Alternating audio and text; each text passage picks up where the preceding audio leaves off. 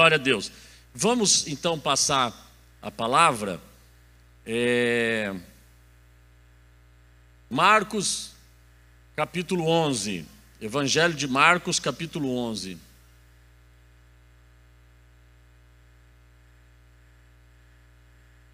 Muito obrigado, querido. Marcos 11.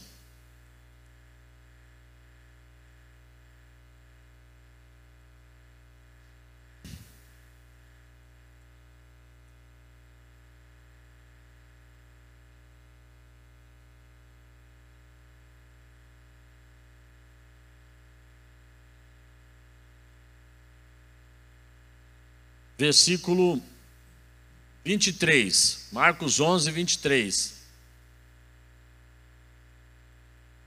Jesus ensinando sobre a fé.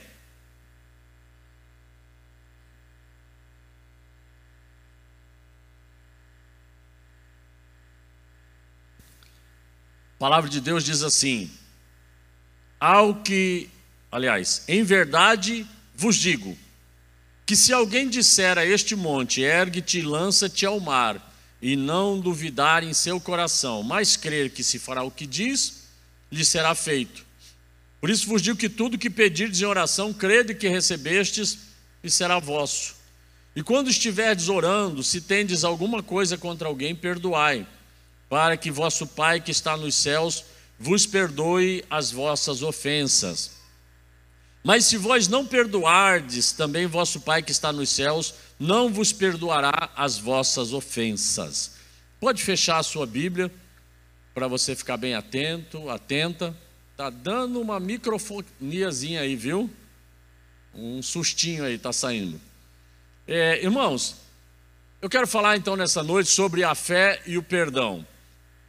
Em outra ocasião, acho que eu já ministrei aqui essa passagem toda, até com seu contexto, quando Jesus amaldiçoa uma árvore que não tem frutos, né? Uma figueira, e depois ele explica por que aconteceu aquilo, como é que aconteceu aquilo. Ele não somente fez, mas ensinou sobre a fé, praticou a fé e a ensinou.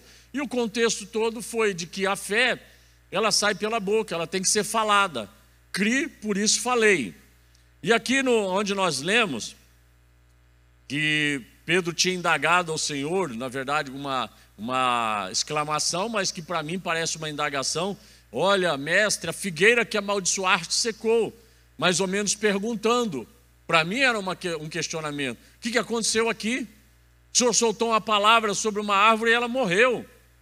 Que poder é esse? Por que aconteceu isso? E Jesus respondeu: tende fé em Deus. E eu já disse para vocês que a tradução correta não é tenham fé em Deus, ou tende fé em Deus, mas tenham a fé de Deus. Esse é o correto da tradução do grego. Tenham a fé de Deus. A fé de Deus é assim. Então ele ensina como é que a fé funciona. Ele disse: na verdade, se alguém disser a este monte, ergue-te, lança-te ao mar, e não duvidar no seu coração, mas crer que se fará o que diz, lhe será feito. Então a fé, ela é uma convicção do coração. E quando você tem essa convicção e você fala, acontece, se você não duvidar. Nós já discorremos disso em outras ocasiões aqui, mas ele está ensinando sobre a fé vai sair pela boca, você vai crer, vai falar, não pode duvidar depois e vai acontecer. Chegamos no ponto em que Jesus disse: por isso vos digo que tudo que pedirdes em oração, crede que recebestes e será vosso. Na verdade, esse tudo que pedirdes em oração, a oração não é só pedido, né? Você sabe, tudo que vocês falarem em oração, determinar, decretar, profetizar, reivindicar, pedir, tudo que você falar em oração, que você quer, creia que já recebeu. Não é que vai receber, crede que recebestes, verbo no tempo passado. E será vosso. Primeiro eu tenho que crer que já tenho, para depois aquilo se manifestar na minha vida.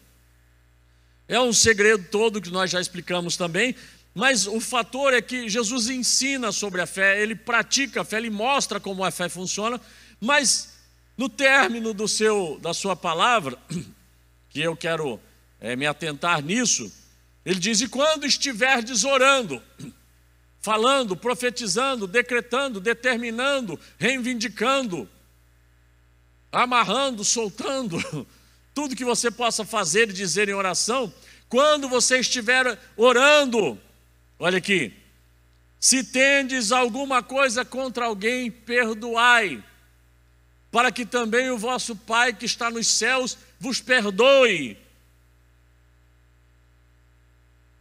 Perdoe as vossas ofensas.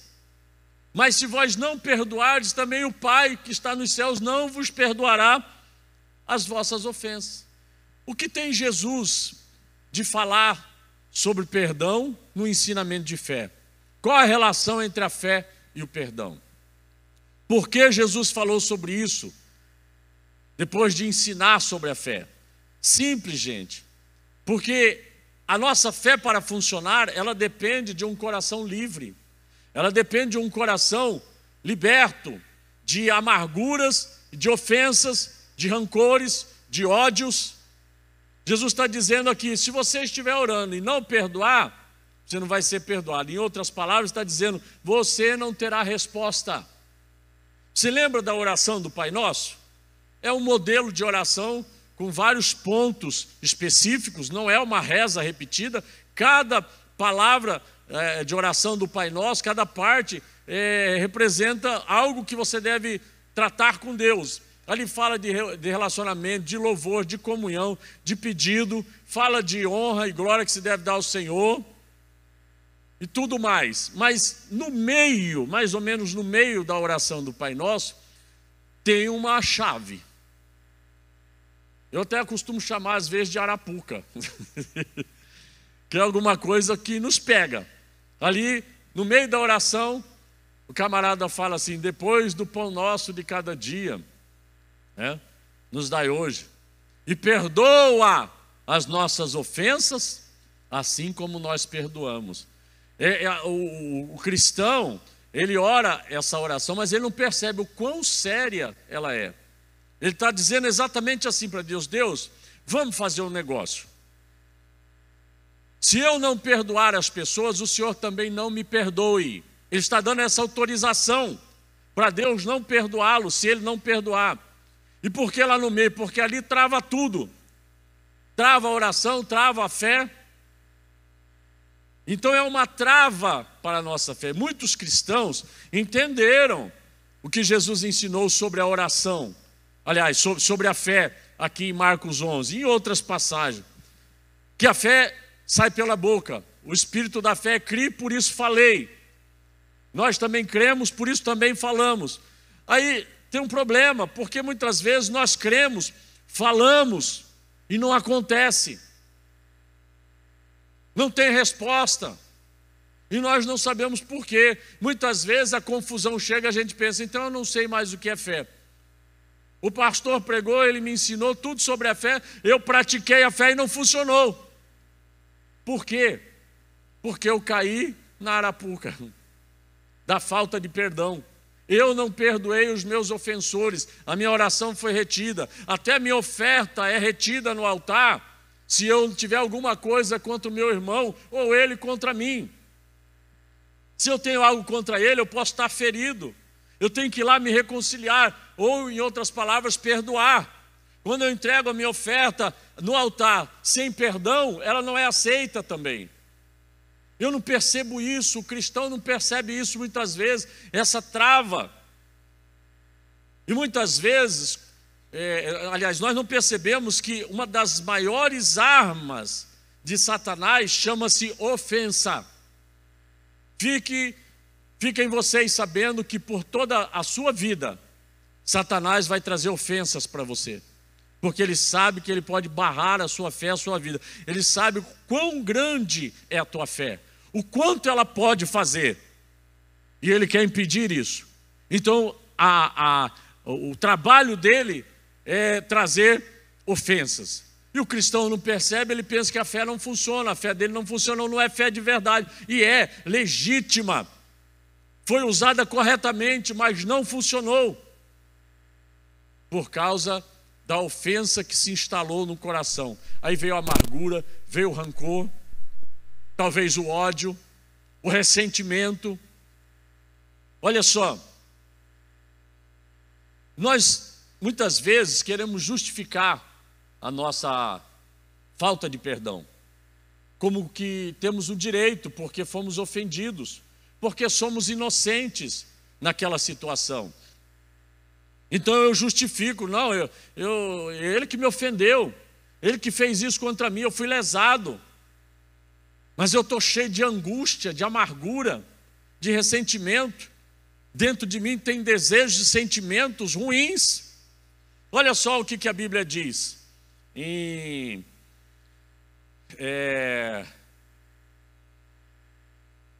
Paulo dizendo, né? Em Efésios 4, ele diz assim, se não me engano, 26, ele diz assim: irai-vos, mas não pequeis. Não se ponha o sol sobre a vossa ira. Olha só que tremendo isso aqui. Irai-vos. Paulo está me mandando, ou me permitindo irar-me? Sim ou não? Sim. Irai-vos. Pode se irar. Ira é um sentimento. Nós, como cristãos, a gente reprime os nossos sentimentos porque achamos que não estamos sendo espirituais se sentirmos aquilo. Aqui, eu e você, a gente tem cada sentimento ruim, sim ou não? Horríveis. Se pudesse passar num telão nossos pensamentos e sentimentos, ia ser feio, não ia? Nós não queremos admitir que sentimos. Se admitirmos que estamos irados, achamos que estamos em pecado ou que não somos espirituais. Isso é um problema, é um defeito. É uma carga que colocaram sobre nós, mas que não nos ajuda. Paulo está dizendo, ire-se. Eu posso me irar, gente. Eu posso reconhecer que eu tenho sentimentos ruins. Não tem problema nenhum nisso. O que eu não posso é pecar. A ira é um sentimento que faz parte da natureza humana. É um dos sentimentos ruins até. E tem aquilo também que a gente chama de ira santa, que Jesus teve, sim ou não? Lá no templo, quando ele expulsou, um pouquinho atrás, na mesma passagem, ele se irou quando ele viu aquilo, mas ele não pecou. Ele limpou o templo com atitude. A Bíblia diz que Jesus foi tentado em tudo, mas sem pecar. Se ele se irou ali, agiu daquela maneira, ele não ofendeu ninguém, ele não xingou ninguém, ele só consertou com a ira. Então, eu posso me irar. Mesmo quando essa ira é um sentimento ruim, eu posso admiti-la. Eu posso admiti-la. As pessoas pensam que se nós admitirmos essas coisas, então somos ruins, não somos espirituais. Eu posso falar o que eu penso? Eu posso. Eu estou irado? Sim. Eu estou sentindo coisas? Eu estou desejando mal para as pessoas? Sim. Eu posso falar. Quando o estômago está embrulhado, e aquela ânsia, aquela náusea, algo não está bem. Você sabe que a ânsia é um sintoma que está dizendo que algo está errado no corpo, né? Qual é a solução para ser curado mais rapidamente? É o vômito, sim ou não? Vômito é bonito? É nojento, né? Quando você vomita, você não sente tanto nojo, mas quem vê... Mas depois que você vomita, o mal sai. Você passa a se sentir bem. Se algumas pessoas ouvirem eu vomitando o que eu penso, vão se escandalizar. Mas às vezes eu tenho que tirar isso para fora. Eu tenho que falar mesmo o que eu penso, o que eu sinto. Eu estava vendo um vídeo do Clodovil. Vocês lembram do Clodovil, que morreu? Aquele cara não tinha papa na língua, né? Então fizeram uma entrevista nele, com ele, né? Aí perguntaram para ele, se você deve ir atrás da pessoa que não gosta de você? Ele falou, Deus me livre, eu não. Mesmo que eu goste dela, se ela não gosta de mim, me rejeita, eu não vou atrás dela. Eu quero que ela faleça. Olha, tem gente que assustou. Eu quero que ela morra, é isso que ele falou. Muitos crentes têm esse desejo no coração, até de morte, você sabia disso? Tem esse pensamento, aquela pessoa tinha que morrer pelo que ela me fez. Sim ou não? Eu estou mentindo, gente? Ah, vocês estão com uma cara de que estão escandalizados. Vocês vão escandalizar com o que eu vou mostrar na Bíblia agora. Pessoas que desejaram o mal dos outros. Quem eram? Famosos da Bíblia. Porque foram feridas por outras pessoas. Eu posso falar. Se eu for sincero, muitos sentimentos que eu tive, feliz aquele que em mim não se escandalizar, disse Jesus, viu? Eu desejava mesmo que pessoas morressem. Desejei. Por causa da ofensa que me fizeram. Eu senti a ira. Eu senti aquilo dentro. Eu falo para vocês, eu estou vomitando. Vocês estão se escandalizando. Nossa, que nojento. Mas eu me sinto bem falando. Porque eu estou me livrando daquilo. Olha só, gente. Pode se irar, não pode pecar. Eu posso falar o que eu penso? Posso. Só não posso fazer. Só não posso querer realmente que aquilo aconteça. Eu vou te mostrar como. No livro de Jeremias, no capítulo 11, versículos 18 a 20, você sabe quem era Jeremias, né? Considerado o profeta chorão, o homem das lamentações. Jeremias era um profeta. Um dia os caras armaram um complô contra ele para matar ele. E ele descobriu. Os versículos desse capítulo 11, 18 a 20, mostram Jeremias profetizando mal contra eles. Ah, foi Deus que mandou. Ah, Deus manda falar do mal também? Desejar o mal para as pessoas? Sim. Ele falou que eles morram, que as suas mulheres fiquem viúvas, que seus filhos sejam abandonados nas ruas. Jeremias, o profeta chorão. Ele sentiu aquilo, desejou e profetizou. Que escândalo, né, gente? Eu achava que ele era um camarada bom, um crente bom. Desejou o mal das pessoas. Eu vou chegar lá. Como é que vai terminar essa história? Mas eu posso falar o que eu sinto. Muitas vezes a gente fala assim, eu quero justiça. Mentira, quer vingança. É vingança disfarçada de justiça, de direito. Mas se um dia, eu lembro de um irmão que houve um acontecimento com a família dele, com uma outra pessoa, ele ficou com tanto ódio, e eram amigos da família por anos, mas ficou com tanta raiva, ele fala, mas se eu perdoar ele, eu tô justificando ele, estou aceitando o que ele fez. Eu falei, não, olha como que Deus é bom. Ele teve numa reunião, ele tinha comentado isso comigo não sei se naquele dia, naqueles dias, e nós estávamos numa reunião na nossa igreja, com um pastor de fora, um americano, e ele falou, quando você perdoa uma pessoa, você não está justificando ela. Olhei para ele do lado assim, falei, vai, fala, Jeová. Você está se libertando dela, porque senão você carrega ela nas suas costas, como um peso a vida toda. Você está se libertando e dando a Deus a oportunidade, tanto de libertar, como de salvar aquela pessoa. Mas ele não me pediu perdão, e talvez nunca vai pedir. E o seu perdão não depende do pedido de perdão dos outros. Talvez eles nunca vão pedir, mas eles serão perdoados antes, por você.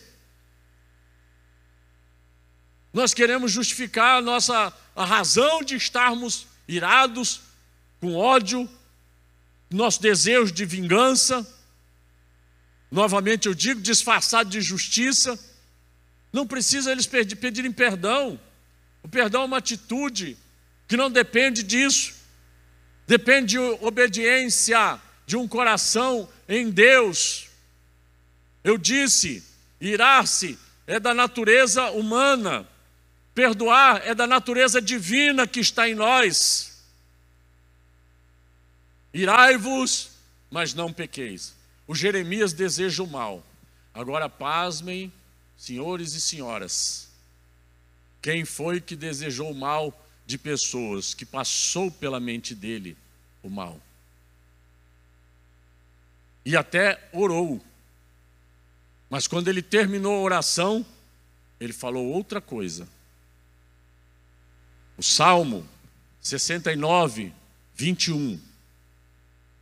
Chamado Salmo Messiânico. Quantos sabem o que é um Salmo Messiânico? Sabe? Que fala a respeito do Messias. Quem era o Messias? Jesus. Salmo 69, 21. Olha o que diz: fortes touros de Bazã me cercaram, me deram a beber vinagre na minha sede. Quem que bebeu vinagre na sede? Jesus, sim ou não? Versículo 21. Versículo 22. Escandalizem-se. Eu vou ler para vocês até o 28. Se era Jesus falando ali, o resto da oração também era de Jesus. Salmo 69, 22. Já vou ler, você não precisa nem abrir. Versículo 21, deram-me fel por alimento, e na minha sede me deram a beber vinagre. Torne-se a sua mesa diante deles em laço, torne-se em retribuição e ruína. Escureçam-se-lhes os olhos, para que não vejam, e faz com que os seus lombos tremam constantemente. Derrama sobre eles a tua indignação, prenda-os a ardor da tua ira. Fique desolado o seu lugar, não haja quem habite nas suas tendas.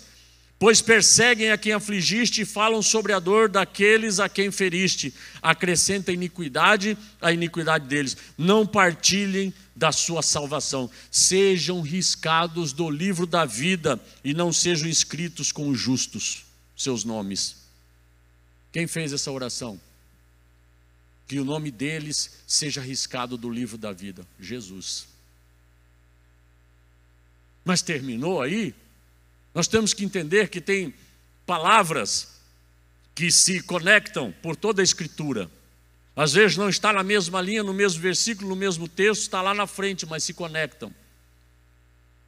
Lá no Getsemane, aliás, lá na cruz, Jesus disse assim: Pai, terminando a sua oração, que começou lá no Salmo, perdoa-lhes, porque eles não sabem o que fazem. Ele, em outras palavras, está dizendo: meu desejo era esse, o que eu estou sentindo, mas perdoa eles, porque eles não sabem o que fazem. Aí no Getsemane, Jesus também falou o que ele sentia. Às vezes você falar para Deus o que você sente, o que você quer, mesmo que seja contrário à vontade de Deus, não é problema. O problema é como termina a oração, se termina da forma certa. Jesus, lá no Getsemane, fala: Pai, eu não quero beber este cálice. O que era o cálice? A minha salvação e a sua. O sofrimento dele seria a nossa sorte. E ele diz: eu não quero. Você pode falar para Deus que você não quer fazer a vontade dele? Credo, pastor. Pode, meu irmão. Vomita. Fala o que você sente. Eu não quero ter que passar por isso, não. E se não tiver outra forma, mas se não tiver outra forma, faz a tua vontade e não a minha. Pai, o que eu quero é que eles morram mesmo, mas faz a tua vontade, não a minha. Ué. Parece feio, né? Eu vejo cara de assustado aqui, viu? Caras, rostos assustados. Meu irmão, você é humano. Minha irmã, você sente como ser humano. Você pode sentir tudo isso. Pode até falar o que você sente. Eu quero que eles paguem, que aquela pessoa sofra. Credo, pastor, mas é isso mesmo. Eu quero que ele passe fome. Credo, pastor. E que ele morra. Que eles faleçam, como diz o Clodovil. Mas faz a tua vontade, Pai, não a minha. O que eu desejo, o que eu sinto não presta. Mas eu estou soltando isso para me sentir melhor. Que seja feita a tua vontade. Eu não quero ir para a cruz. Foi o que Jesus disse. Você quer ir para a cruz? A Bíblia diz: pegue a sua cruz e me siga. Quem quer vir após mim, negue-se a si mesmo. Eu não quero me negar. Eu não quero pegar minha cruz. Cruz dói, irmão. Cruz mata. Nós estamos resistindo à morte desde o Éden. A gente não nasceu para morrer, nasceu para viver, mas a morte nos persegue. Tudo que eu não quero é minha cruz. Mas faz a tua vontade, não a minha. Essa é a oração final. Perdoa porque eles não sabem o que fazem. Eu sei o que faço. Eu sei o que eles fizeram, mas eles não sabem. Porque se soubessem, não faria. Você pensa: eu não faço mal para ninguém, porque você sabe o que faz, eles não sabem. Quem rouba, quem machuca, quem engana, não está sabendo o que está fazendo. Ele não conhece a Deus como você conhece. Maior razão para ser perdoado. Você conhece a Deus. Você sabe o que é bom e o que é errado. Muitas vezes ele não sabe. Sabe aquela pessoa que te lesou, te roubou, te enganou, te humilhou, tirou coisas de você, machucou aqueles a quem você ama. Eu conheci 2 irmãos e eles eram crentes, meia boca, mas crentes, vendedores de estrada no nosso estado. Um deles foi vender o seu produto numa loja em outra cidade. O dono da loja com os seus funcionários agarraram ele. Tinha uma dívida no exterior. Você sabe onde eu estou falando, né? No Paraguai, de drogas, e precisavam pagar naquele dia.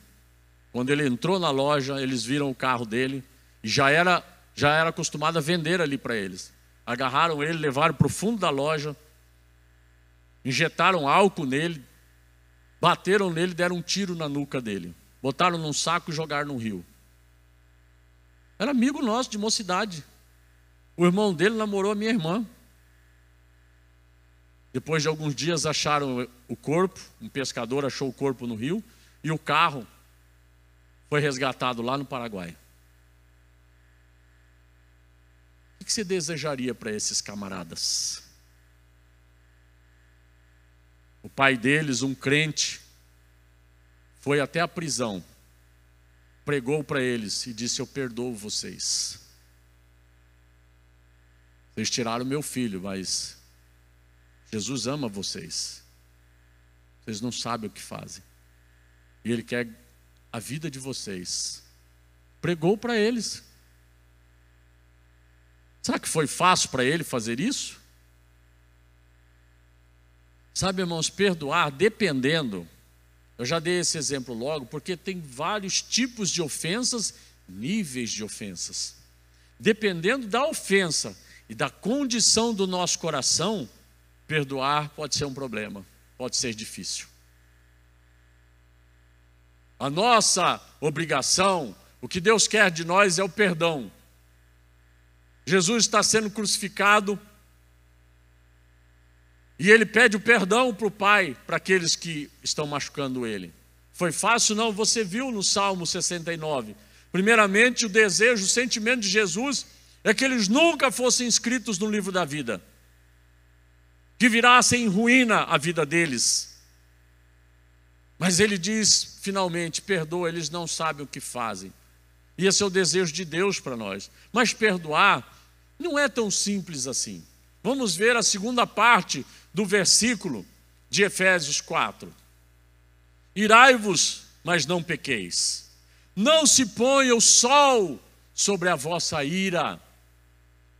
Por muito tempo a gente pensou que Jesus estava falando, que Paulo estava falando deste sol que dura 24 horas para nós.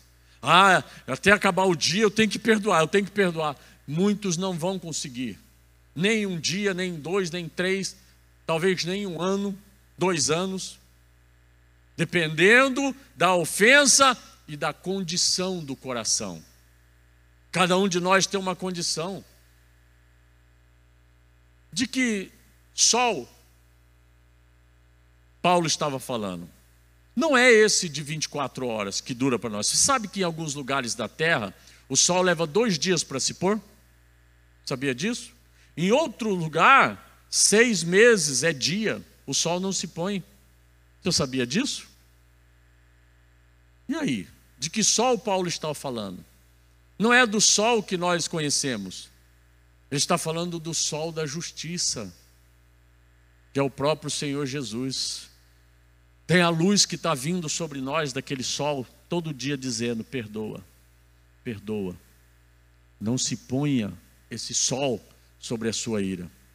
Porque o dia que essa luz do sol da justiça se apagar, porque ele se pôs, porque nós resistimos, insistimos em não perdoar, o dia que essa luz se apagar, aí só vai restar trevas e escuridão. Aí o coração não volta mais. Quem está entendendo? Não se põe o sol. É desse sol que ele está falando. Essa luz que fala para você: perdoa. Eu sei por experiência. Uma vez eu fui ofendido por umas pessoas. E olha que eu tenho pregado a palavra por 35 anos. E muitas vezes eu pregava sobre perdão. Perdão. E eu ouvi cada testemunho como esse. Uma mulher estava perdoando um genro que, porque maltratou tanto a filha dela, ela morreu.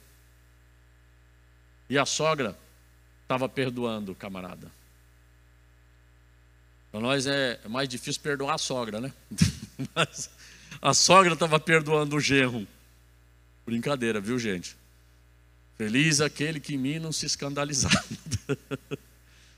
Ai, Jesus. Mas eu recebi umas ofensas e eu tentei praticar o perdão. Eu tenho certeza que tinha a ver com a condição do meu coração e com o nível daquela ofensa. Com as duas coisas. Eu fiquei 1 ano e meio sem ver aquelas pessoas. Então, finalmente, eu as reencontrei. E eu tentei me relacionar com eles da mesma forma que antes, mas eu não consegui. Eu descobri que eu não tinha perdoado eles de verdade. Até orei, falei que perdoava, mas de verdade eu descobri que não tinha perdoado. Às vezes nós pensamos que já perdoamos, até falamos que perdoamos, até oramos por aquelas pessoas. Mas veja, qual é a prova dos 9 de que eu perdoei mesmo? Quem sabe o que é prova dos 9? Hoje não se fala mais disso, né? Só os antigos aí de 50, 60 anos aí, ó. No colégio falava isso. A gente fazia uma outra conta para ver se aquela conta estava certa. Chamava-se prova dos 9. Lembra? Você não lembra, Ricardo? Oh. Aí você provava aquela soma que você fez, que você tinha calculado, se estava certo mesmo, com outra soma, com outro cálculo. Então chamava-se prova dos 9. Qual é a prova dos 9 de que eu perdoei de verdade? Pastor, eu acho que eu perdoei, não sei. Mas qual que é a prova dos 9? É o que você sente quando você vê a pessoa de novo. Quando você ouve o nome dela. Quando você se lembra do que aconteceu. Se você sofre, se dói ainda, se dá uma revolta, não perdoou ainda. Não perdoa ainda. Se tem aquele desejo de justiça ainda, que ele pague. Você já viu quando acontece isso nas televisões? E o que você quer agora? Eu só quero justiça. Eu quero justiça. A pessoa quer que a pessoa sofra, que pague sofrendo. Não é justiça, é vingança mesmo. Então você descobre que não perdoou dessa forma. Porque perdoar não é tão simples, não é fácil. Dependendo da ofensa, fala, eu perdoo todo mundo.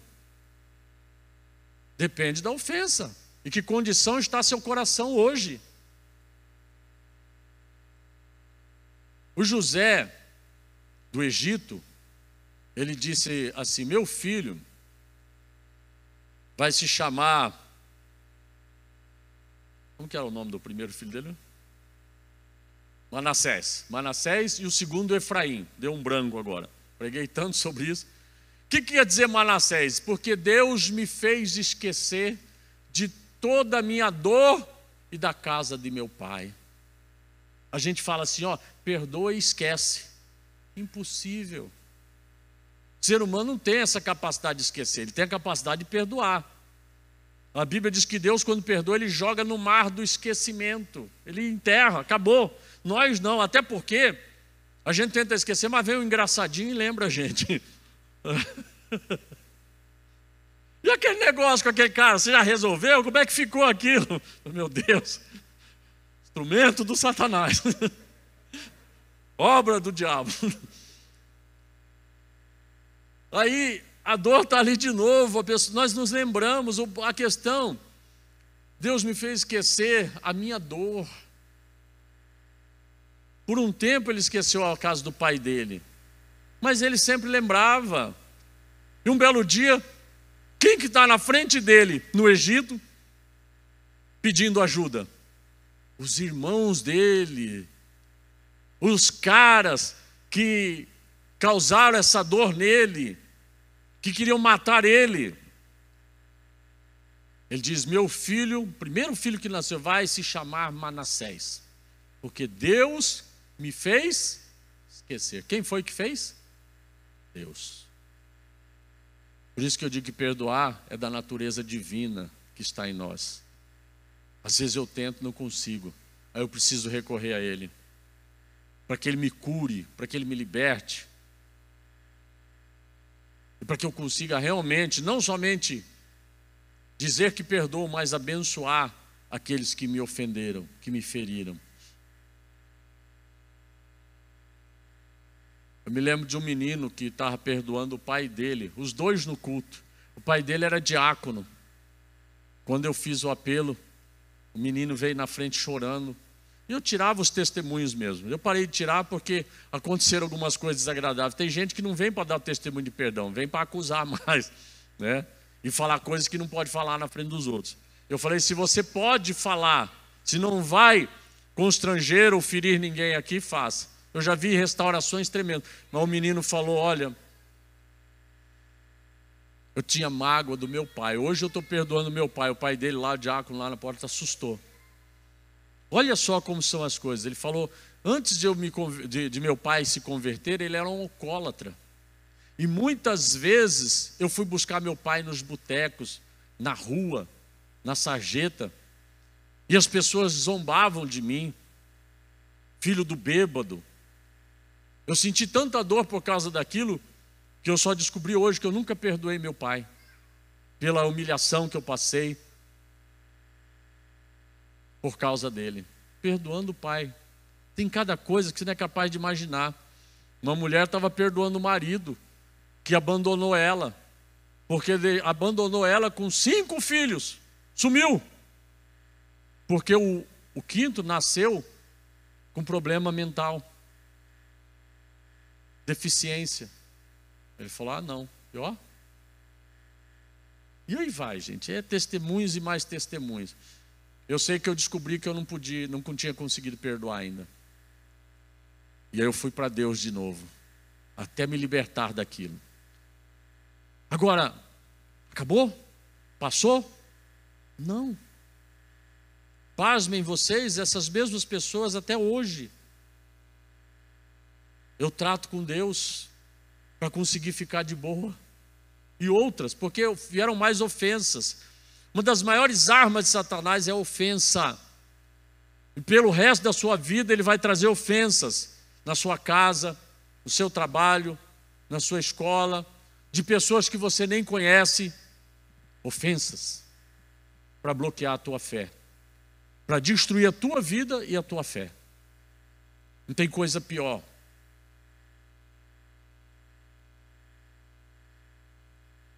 Só uma coisa que eu te digo, meu irmão, para terminar. Não deixe esse sol se pôr. Perdoa antes.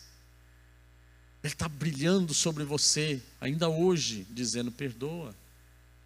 Eu vou te ajudar. Diga: Deus me fez esquecer. Deus me faz esquecer da minha dor, da casa de meu pai. Talvez foi ali na casa dos seus pais, na sua infância, que a dor começou. Deus me fez esquecer. Nasceu o primeiro filho de José, Manassés. Perdão. Depois nasceu o segundo filho, Efraim. O que quer dizer Efraim? Porque Deus me fez prosperar na terra do meu sofrimento. Segundo filho é prosperidade. Primeiro é perdão. Não tem Efraim sem ter Manassés. Primeiro é Manassés, depois é Efraim. Você quer a prosperidade, a provisão, a bênção, que ela se manifeste, você usa a sua fé. Mas enquanto não tiver o perdão, não haverá prosperidade. Tem coisa que está travando a sua vida, você não sabe o que é, não vai, você faz de tudo, você dizima, você oferta, você congrega, você trabalha, você faz de tudo. Você usa a sua fé, mas não vai. Será que você perdoou mesmo todos os seus ofensores? Jesus disse: perdoai, porque senão o vosso Pai Celestial também não vos perdoará as vossas ofensas. Sua oração está retida, está travada, sua oferta está retida. Vai, reconcilia-te depressa. E se reconciliar não precisa ser pessoalmente, pode ser quando você libera o perdão de verdade. Acabou o caso, acabou a causa, acabou. Você está livre. Pode falar o nome dele, dela, deles. Lembra de tudo, fala glória a Deus, porque o Senhor me ajudou, o Senhor me fez esquecer minha dor e a casa do meu pai. Ou aqueles que me ofenderam. Eles não me machucam mais, eles estão livres, livres. E a Bíblia diz que a raiz da amargura brotando, que temos que nos desvencilhar das cordas da amargura. É uma raiz que fica no coração. A raiz de amargura brotando priva as pessoas da graça de Deus. Sua fé para receber a graça, mas ela está privada. Quantos entenderam?